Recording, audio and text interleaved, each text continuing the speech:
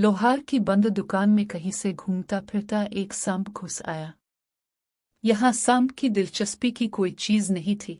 इसका जिस्म वहां पड़ी एक आरी से टकराकर बहुत मामूली सा जख्मी हो गया।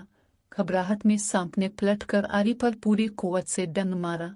सांप के मुंह से खून बहना शुरू हो गया। अगली बार सांप ने अपनी सोच के मुताबिक आरी के गिर्द लिपटकर इसे जकड़कर और दम घूंटकर मारने की पूरी कोशिश कर डाली। दूसरे दिन जब दुकानदार ने वर्कशॉप खोली तो एक सांप को आरी के गिर्द लिपटे मुर्दा पाया, जो किसी और वजह से नहीं महज अपनी तैश और गुस्से की भीन चढ़ गया था।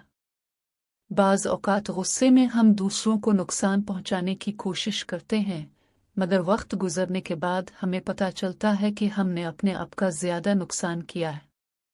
अच्छी ज़िंदगी के लिए बाज़ औक़ात हमें कुछ चीज़ों को, कुछ लोगों को, कुछ हादसात को, कुछ कामों को, कुछ बातों को नज़रअंदाज करना चाहिए। अपने आप को ज़हानत के साथ नज़रअंदाज करने का आदी बनाइए। ज़रूरी नहीं कि हम हर अमल का एक रद्द अमल दिखाएं।